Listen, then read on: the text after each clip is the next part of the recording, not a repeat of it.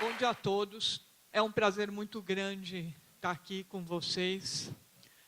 E o que eu reservei hoje é fazer um bate-papo com vocês. Então, vou contar um pouco da minha história. Eu fui uma das fundadoras do movimento Empresa Júnior. Falaram que eu fui da Poli, e realmente eu era da Poli e da GV. Então, eu acompanhei a fundação das primeiras empresas júniores, da FAAP, da Poli, da GV, Mauá, Unicamp, e acompanhei esse sonho, né? Então vou contar para vocês um pouco e vou contar também o que aconteceu ao longo da minha vida, quais foram as motivações para entrar na empresa júnior, quais foram as dificuldades. Eu acho que a grande inovação dessa minha palestra hoje é comentar um pouco as dificuldades, porque as dificuldades vão aparecer para todo mundo. E eu acho que se vocês souberem um pouco antes, vocês vão ter um estalo na cabeça. Então, vamos voltar um pouco o tempo atrás, quando eu era jovem. Quando eu estava prestando vestibular, eu lembro até hoje, tinha um colega que preencheu educação física. Eu preenchendo o manual da FUVEST, eu coloquei engenharia. Então, naquele momento, eu tive um primeiro estalo, que era, puxa, eu tenho um sonho de ser professora de educação física. Por que eu não realizei? Porque eu tinha vergonha de chegar em casa e falar para os meus pais, eu vou ser professora de educação física.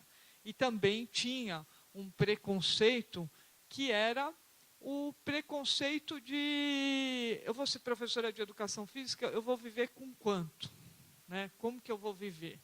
E eu tinha duas irmãs que já faziam medicina na USP, uma outra que estava fazendo também medicina, depois migrou para engenharia, e eu era caçula. Então, assim, naquele momento eu senti uma pressão, né? Mas resolvi ignorar e falei, vamos fazer engenharia. E primeiro dia na Poli, eu lembro até hoje, teve um colega que já eu dei carona para ele, no caminho de volta ele falou, vou desistir da Poli. Eu falei, nossa, tão rápido assim, né? Eu falei, pô, eu vou insistir um pouco. Então, eu ia todo dia na Poli, aí começou a vir uma frustração.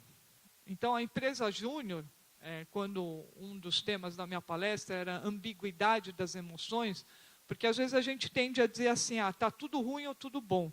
E a vida, na verdade, tem coisas boas e ruins. Então, assim, na Poli, a minha frustração era muito grande. Eu ia na aula, eu não entendia nada. O professor falava, eu falava assim, isso aqui é chinês. Eu não via aplicação nenhuma. E ficava quieta e aquele troço me incomodando. Era uma frustração muito grande. Aí, primeira prova, eu lembro até hoje, um colega chegou lá, prova de vetores. Eu falei, qual é a minha nota? Ele falou, eu prefiro não dizer. Eu falei, ué, o que é? Tão ruim assim, 0? Ele falou, não, 1. Eu falei, porra, 1 tá bom, né? Aí ele falou, não, 1. Aí, segunda nota lá na Poli e tal, da mesma matéria, 2. Eu, engenharia prática, falei, bom, 1 mais 2, 3. Pesos iguais, vou precisar 12. Já nem vou. Vamos desistir do negócio. Aí a vida me ensinou, depois de muito tomar porrada na Poli, e isso também acho que foi a grande legado da Poli, é o seguinte, não desistam. Você fica lá, 1, 2, os outros também, se você está na média, e todo mundo está na média, todo mundo tem as mesmas oportunidades. Se está difícil para você, primeira dica, imagina que está difícil para o vizinho também. Todo mundo que está aqui, vocês já estão dentro de uma universidade, estão hoje numa sexta-feira, investiram, estão aqui. No mínimo, vocês têm as mesmas chances que qualquer um. Se está difícil para você, respira fundo e pensa, está difícil para o outro também. Então, assim, essa é a primeira coisa que eu quero dizer. Aí, mas eu não sabia disso, fui ingênuo. Então, na minha ingenuidade, 1 mais 2, 3, 12, impossível, vou desistir. Aonde vou? Vou para o CPUSP tomar sol. Não deu esse semestre, vamos tentar o semestre seguinte. Depois, eu comecei a investigar com os meus colegas que, olha, 1 mais 2, você insiste na terceira vai ser 3, daí o professor ninguém passou, vai abrir uma sub, ninguém passou na sub, abre uma outra e uma hora alguém vai ter que passar. Então, se você ficar lá, você vai passar, né? Então, e isso, gente, vale para tudo na vida. Então, assim, A empresa júnior nasceu dessa frustração, porque eu chegava e existe a pressão social. Quer dizer, você chega em casa, teu pai fala, minha filha é um gênio, estuda na Poli, e você lá com aquelas notas, você fala, pô, tem alguma coisa errada, né? Ambiguidade. Como eu sou um gênio tirando um, meu pai não está sabendo da coisa, né? Que raio que o cara está me falando? Então, assim, aí eu senti aquela necessidade de se formar. E com essa necessidade de formar, apareceu lendo um artigo no jornal sobre empresa júnior. Tinha um senhor que chama João Carlos Chaves, ele foi o pai da empresa júnior. Ele chegou, leu, colocou um anúncio lá no jornal para interessados em montar a empresa júnior. Na época apareceu eu da Poli, o Rogério Scher da GV, o José Carlos Borsoi da FAP, o Martin da Mauá. E todos foram procurar ele. Aí um dia ele falou, olha, vocês, está aqui um manual, tinha um manualzinho como criar uma empresa júnior, se virem. Vocês vêm aqui de vez em quando, uma vez por mês, vamos bater um papo para ver a evolução. E sugeriu que a gente se reunisse. Então, como a gente não tinha sala, nada, tinha o quê? Tinha um ideal comum, que era montar a empresa júnior. A gente começou a se reunir numa pizzaria, chamava Marguerita, em São Paulo, ali na Alameda Tietê, com a Doc Lobo. A gente ia uma vez a cada 15 dias para falar das dificuldades. E aí, a outra lição importante que eu aprendi, que eu acho que é fundamental para vocês, é a importância do apoio. O apoio, às vezes, ele é renegado. E todo mundo precisa de apoio.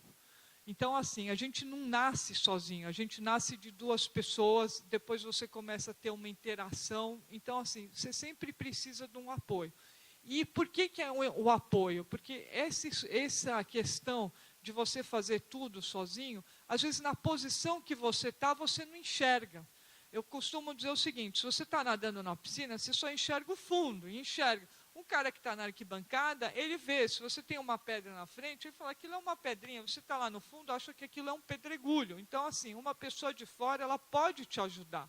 E é importante essa questão de sempre manter um apoio. Então, isso é outra lição que eu aprendi. Então, naquele momento, todos os meus colegas foram um apoio fundamental. Esses fora, porque eu ia lá, por exemplo, na Poli eu tinha a missão de divulgar a empresa júnior na Poli. Então, imagine você passando em sala por sala, divulgando um conceito na época que era totalmente desconhecido.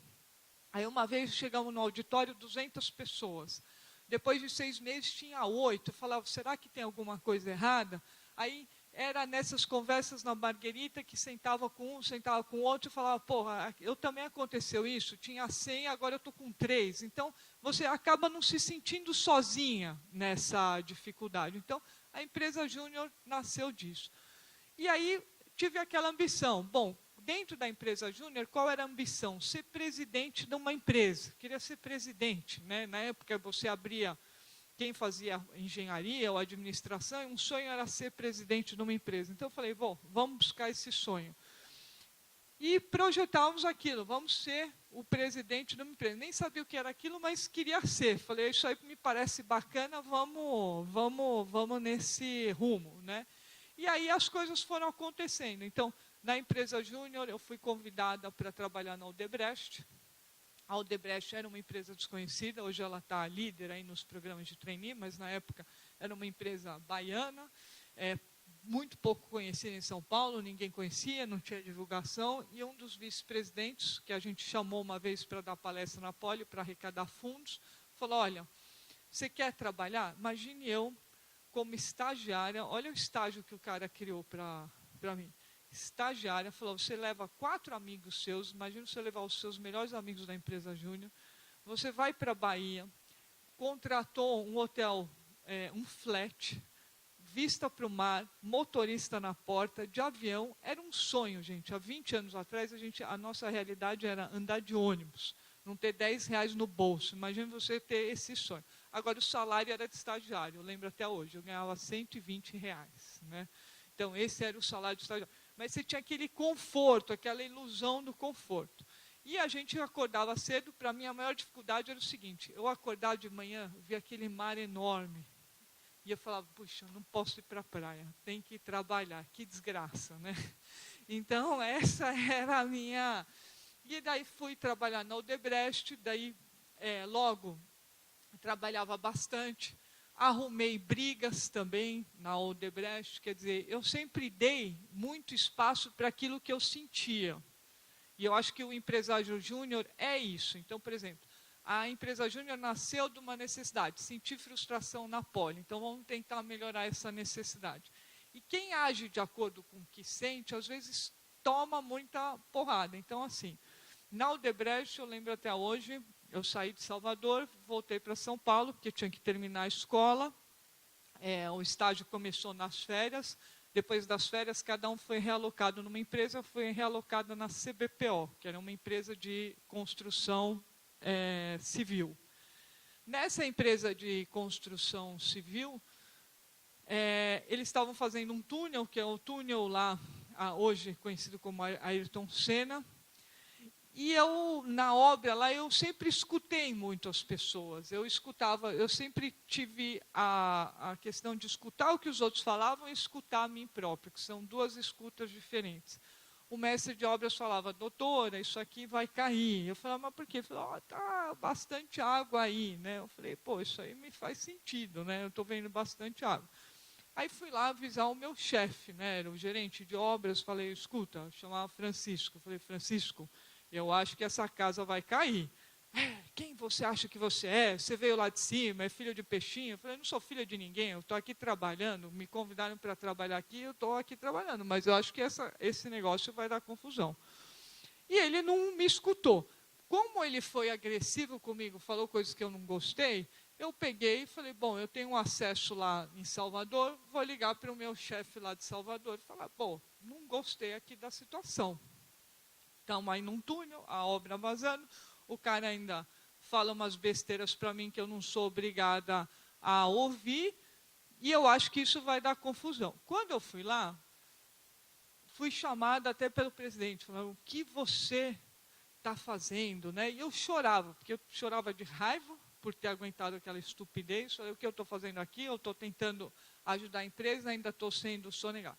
Uma semana depois, quer dizer, eu era o diabo. Vocês verem como o tempo às vezes muda, né? Questão de semanas, às vezes o corte para você ser bem sucedido ou mal sucedido são dias, semanas, meses, a gente não sabe. Uma semana depois, o túnel desaba. Maior caos em São Paulo. Era a véspera de prefeitura, aquilo lá virou um rio. Aí me chamaram, fui promovida. Então, assim, uma semana antes eu era o diabo da empresa, ia ser execrada, era a pessoa mal vista, filha do peixinho, que nem sabia quem que era esse peixinho, nem sabia o que era. Eu falei, não tenho tempo nem para escutar o que vocês estão me falando. Uma semana depois eu fui promovida. Então, vocês vejam como a vida é. Aí eu acabei continuando na Odebrecht mais um tempo, mas daí uns colegas da empresa júnior me chamaram para montar uma empresa. Então, fui montar uma empresa chamada Zambon Corporation. Né? Aí eu falei, gente, fiz uma loucura. Porque na época eu já ganhava, sei lá, dos R$120, meu salário já era com essas promoções, tudo, eu já estava em quase 4, 5 mil dólares. No dia seguinte estava sem R$1 e fui tentar empreender. Maior loucura que eu fiz na minha vida. Essa eu não recomendo. Empreender sem capital é dificílimo, gente. É quase impossível. E aí a gente montou uma empresa, né? E aí no desespero eu falei, pô, precisamos pagar as contas. E eu ainda, que eu já gastava antes de receber. Então, na época tinha cartão de crédito. O que eu fiz? Saí da Odebrecht, saí na impulsão, porque eu falei, se eu não sair agora, não saio nunca mais. E no dia seguinte já tinha um monte de contas a pagar e esqueci que não tinha mais salário, que eu tinha que correr atrás. Então, assim, aí a gente foi montar uma empresa e, para a nossa sorte, quer dizer, sorte, muito trabalho também, a gente foi prestar serviço para uma revista de administração da USP. Eu fiquei responsável por isso. Aí, quando eu fui prestar serviço nessa revista de administração, eu falei, quem é a referência? Que na empresa júnior a gente sempre buscava, quem que é a referência? Quem que é o melhor cara nesse negócio? Aí, na época, a melhor revista de administração acadêmica do mundo era a Harvard Business Review. Falei, então vamos lá buscar o pessoal da Harvard Business Review. E aí eu vi que a Harvard estava querendo trazer uns cases para o Brasil. Eu falei, puxa, vamos virar representante disso. Mandei uma carta para o diretor, e, para minha surpresa, o cara respondeu. Falou, olha, pode vir aqui para Boston. Aí eu falei, pô, cartão de crédito, vamos lá, pagamos em 20 vezes, vamos para Boston. Chegamos lá, foi meio na emoção. O diretor que era vice-presidente lá da Harvard Business School Publishing, que era responsável pela publicação da revista, virou e falou o seguinte, olha, quantas escolas de administração tem no Brasil? Eu olhei, respirei fundo, pensei, não sei, né? Mas não falei isso. Enquanto isso, meus colegas, que é a função do apoio, a gente estava em 3, um virou e falou, tem 1.500, o outro falou 1.000, e eu ia chutar 500, né? Aí ficou assim uma saia justa. Aí eu virei para o diretor e falei, tá tudo perdido mesmo. Eu falei, escuta, é o seguinte, nós mandamos fax, para minha surpresa, o senhor respondeu rápido. Que o normal que você espera é que a pessoa nem responda, né? E o cara respondeu, eu falei, puxa, que bacana. Respondeu rápido. E aí eu falei para ele, a gente não sabe, não deu tempo de fazer essa resposta, mas nós somos competentes e capazes. Contei um pouco a história da empresa Júnior, a empresa Júnior já era um case de sucesso, naquela época não tinham 1.200 como tem hoje, mas tinham 10, 20, 30. Falei, a gente trabalha duro. E eu falei, eu tenho um sonho, eu quero estudar aqui nessa escola, eu não vou queimar o meu filme com o senhor fazendo um trabalho ruim. Aí o cara falou, poxa, that's a good deal, isso é um bom negócio. Ele falou, o que você precisa? Eu falei, não sei, eu vim aqui, falei, olha, vamos esquecer um pouco essa história dos cases, vamos ver outra coisa. Eu falei, olha, eu estou fazendo um projeto da revista de administração da USP, me parece que é um sonho do editor e do atual reitor da USP, trazer a editora da Harvard para o Brasil. O senhor acha que isso é possível? Ele falou, acho que é. Né? Falei, tudo bem. Então, falei, deixa eu voltar para São Paulo e vamos ver o que dá. Aí vim aqui, bati um papo com o professor Jacques Markovitch, ele era ex-reitor da USP, era a pessoa que a gente trabalhava, que tinha contratado a nossa empresa. Comentei a história e falei, olha, Daniela, dá para trazer, a gente não tem verba para pagar uma FII para ela, mas se pagar a passagem e a hospedagem, dá. Daí eu falei, tá bom. Aí eu liguei para o diretor e falei, dá para vir nessas condições? Ele falou, dá, mas eu vou te dar um desafio a mais, tem que ir 2, tem que ir a diretora, tem que ir a editora da Harvard e eu junto. Falei, bom, são 2 passagens, falei, acho que isso dá. Aí o que a gente fez? Pegamos uma revista de administração, tinha lá umas páginas sem anúncio, começamos, tinha um colega, aí a função de novo do apoio, de você perguntar quem que está fazendo algo semelhante. Um colega trabalhava com revista, eu falei, poxa, como que você vende anúncio? Ele falou, olha, faz permuta que é mais fácil. Aí pegamos as revistas lá de administração e começamos a oferecer permuta para companhia aérea e para hotel. Consegui as passagens em troca de permuta, de páginas na revista, e daí nós fizemos o evento. E aí, a partir daquele momento, eu falei, bom, vou estudar nos Estados Unidos. Aí fui fazer MBA, vou resumir um pouco a história, fui fazer MBA lá fora. Lá no MBA já arrumei um trabalho, que foi essa Conair Corporation, os meninos não conhecem, mas é uma empresa líder em secador de cabelo e chapinha, nos Estados Unidos é número 1. Ela também é dona, foi a primeira empresa que desenvolveu um negócio que chama Babyliss, é uma máquina de fazer caixinhos. E fiquei como presidente 8 anos. Durante esses 8 anos, eu trabalhava que nem um cão, que nem a vida que vocês têm hoje aqui na empresa Júnior, que todo mundo trabalha, né? Trabalha, estuda, e acha que está sempre sorrindo, em vez de falar, pô, isso está ruim, está sempre dando risada. E eu fui acumulando. Aí chegou um momento que eu estava explodindo. Estava mais obesa, pegava gripe direto. E estava sentindo um certo vazio na minha vida. Quer dizer, eu olhava às vezes para os meus parentes, eu não reconhecia, mas eu falava, puxa, essa é minha irmã, esse é meu pai, esses são os meus amigos. Eu me via assim muito distante daquelas pessoas. Até que essa empresa foi patrocinadora do Lou Boesel, né, que era sobrinho do Raul Boesel, na Fórmula Renault. E lá eu vi o Raul Boesel, eu vi o Pedro Paulo Diniz, eu vi eles todos em forma, bonitos. Eu estava lá mais gordinha, obesa, não conseguia nem mais entrar no mar. Daí eu falei para eles, puxa, qual que é o segredo de vocês? Falou, procura o Nuno Cobra. Hoje até vou fazer um comentário, o Nuno vai estar aqui, né? Eu acho que é até uma maneira de eu retribuir, que eu acho que eu tenho uma participação na loucura que vocês estão fazendo, de estar aqui 24 horas por dia ligado, e pouco espaço para si. Então, eu fiz uma força grande para o Nuno vir, ele vai estar aqui, recomendo, porque ele que abriu outras perspectivas de vida para mim. Aí fui procurar o Nuno. Primeira coisa que ele falou para mim foi o seguinte, aí, antes de fazer vou fazer essa pergunta para vocês. Quem tem você na sua agenda?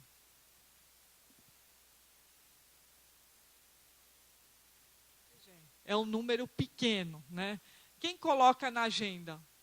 Tomar café da manhã, almoçar, né? Faz parte da agenda. Por que a agenda tem que ser só trabalho? Ir no cinema, namorar. Então, aí o Nuno me fez, eu fui conhecer ele fez uma seguinte pergunta para mim.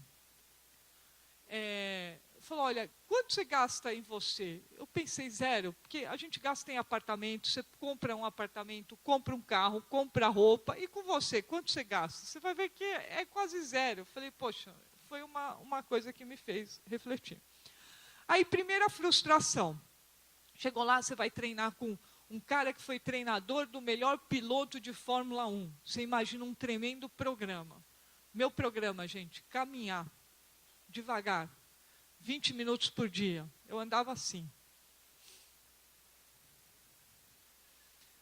Aí, os velhinhos no Pacaembu olhavam para mim e falavam, nossa senhora, a senhora está ruim, hein?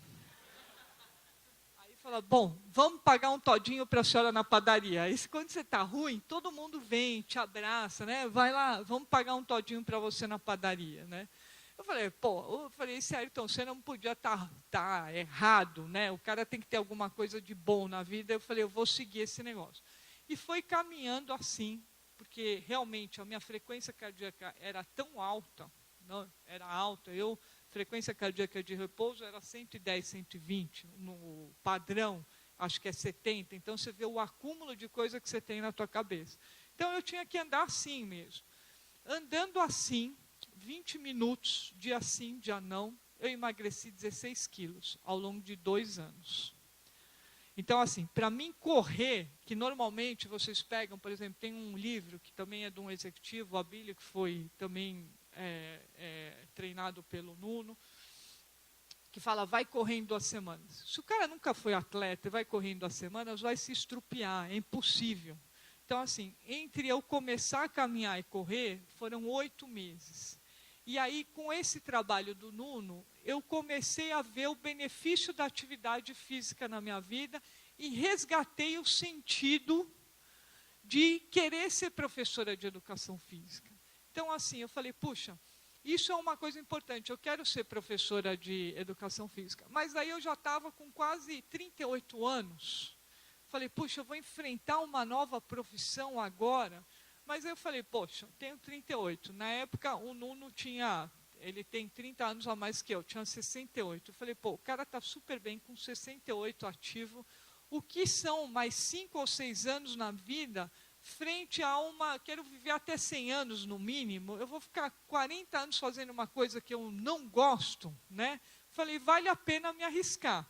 Só que, para você fazer essa mudança, gente, é super difícil, porque você já tem um padrão de vida ajustado para uma presidência. Então, você mora numa casa grande, tem um carro grande, você acha que você só pode viver com terno Armani, com caneta Montblanc.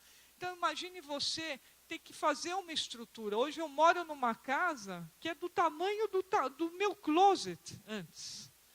Eu tive que fazer um ajuste, é isso que eu falo para vocês. O que é o ajuste? Não teve milagre. A educação física é uma profissão que, no início, a renda dela, a remuneração, ela é um pouco mais baixa. Então, assim, eu tive que diminuir o meu custo de vida em algumas coisas, em várias coisas. Então, em moradia, em casa, em roupa, e subir e abrir espaço para as outras coisas. E esse processo, às vezes, a gente sempre pensa na perda. por trás de uma perda, outra dica que eu dou é, sempre há um ganho, né? Quer dizer, você está perdendo alguma coisa, você está ganhando outra coisa. O que você está ganhando? Então, você sempre está ganhando, eu estava ganhando leveza. Todo mundo, quem tem dificuldade de perder peso, fala, estou perdendo peso. Nem quilo ninguém gosta de perder.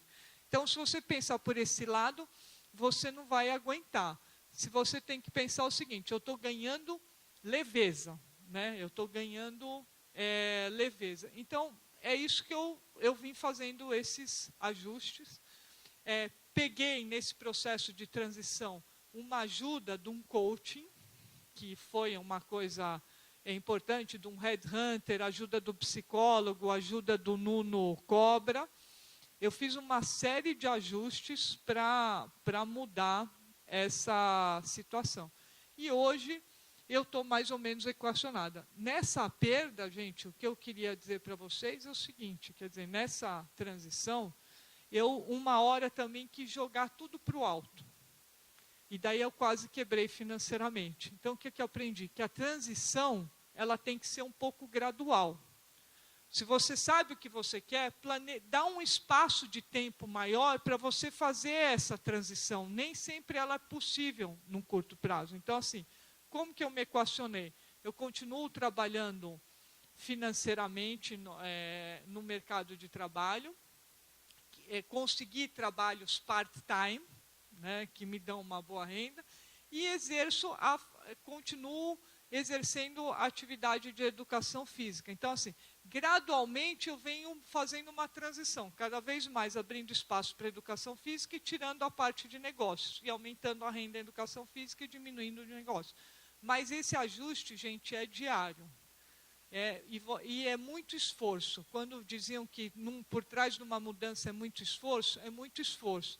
E você tem frustrações. A outra coisa que eu acho que é importante para vocês é, nesses processos de transição, eu tive que correr atrás de novo de trabalho.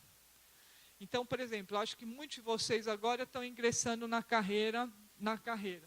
E aí, por exemplo, aquilo que pareceu fácil lá atrás, quando, por exemplo, o Odebrecht me convidou, o diretor de Harvard me convidou, a própria Conner que eu fui trabalhando, eu estava no MBA, fui chamado, eu nunca tive que correr atrás de um emprego, eles sempre caíam. Mas, na verdade, o que eu não observava é que eu já estava o dia inteiro correndo. Quer dizer, quando eu estava trabalhando na empresa júnior, era uma maneira de eu me socializar e estar exposto. Quando eu tive que refazer isso, e contratei um headhunter aí para me ajudar, eu me sentia muito frustrada, porque eu falava, poxa, mas agora eu não sou mais convidada para nada. Ele falou, mas não é que você não é convidado para nada, que você deixou um pouco a sua carreira de lado, você vai ter que correr atrás dessa carreira. E quando você vai aplicar para o emprego, o mais comum é o não, e não o sim. É que no começo da minha vida eu tive os sims de saída, logo fácil, que parecia fácil, mas não foram fáceis. Eu tive muito sim. E quando você começa a ter um não, aí que você tem que crescer. Então, por exemplo, para mim me estabilizar, gente, eu tive que mandar, sei lá, 400 cartas. Das 400 cartas, eu fui chamado por 6. E das 6 eu fechei com uma. Ou seja, o que eu estou mostrando para vocês? Eu tive 399 nãos. É não para chuchu. Então, assim, o que eu estou falando? Na vida você precisa de um sim. Então, por exemplo, no começo foi fácil a empresa júnior, a Conner, a Odebrecht, era investir num, ia lá, pum, era um sim. Num momento de perda, eu tive que correr. E aí você que está sempre acostumado com sim, você começa a tomar um não, imagine você ainda tomar 399 nãos. Mas esquece os 399 nãos, concentra no sim, que é o sim que vai fazer a diferença. Então, vocês que estão disputando programas de trainee ou fazendo outras coisas, o que é? O não que vocês receberam, ele é esperado. Vai atrás do sim. E cada entrevista que você faz, cada não que você recebe, você fica mais forte. Não parece o seguinte, cada derrota que você toma, e isso que eu aprendi na vida, porque às vezes a gente toma derrotas todo dia. Por exemplo, você vai vender um negócio, você é obrigado, você está lá, vai vender tem que vender um serviço, um produto, o comprador fala não, quando você vai, você não sabe se vai ser sim ou não, mas procura aprender com a experiência. E cada não vale. É uma coisa a mais e sempre você tem alguma coisa para aprender. E procura ir buscando o sim. Então, eu acho que é aí que faz a diferença. E lembrar que as emoções são ambíguas. Quer dizer, quando eu falei para vocês o que é a ambiguidade das emoções, é possível ter raiva e felicidade ao mesmo tempo.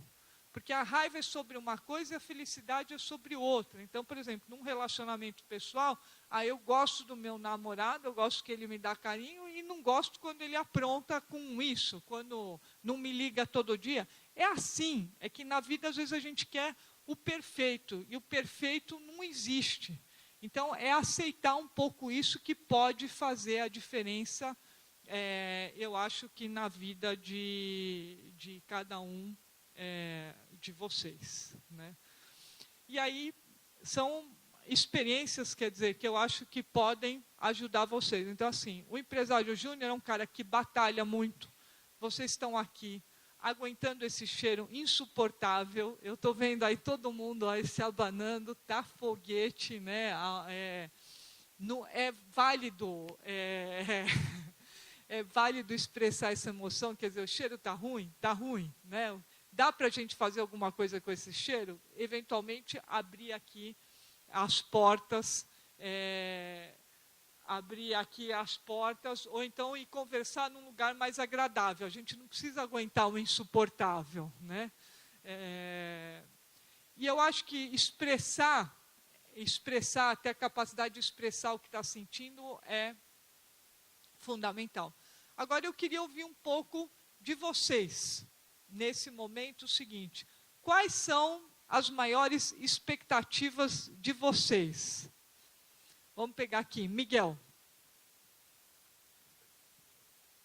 Bom, minha expectativa agora é aprender bastante aqui no evento, conseguir me expressar melhor e voltar para a minha EJ e fazer com que ela vá para frente. E também que eu consiga me desenvolver lá dentro. De que EJ você é? Ela chama Beta 2 Economia Júnior, eu sou de Goiás e ela é, como o nome diz, de economia. Por que você quis fazer economia? Então, eu escolhi economia meio que de última hora, na escolha do vestibular. Eu não sei se eu vou querer seguir a carreira, mas foi porque eu achei que era um curso que de alguma forma ia contribuir para mim, de alguma forma.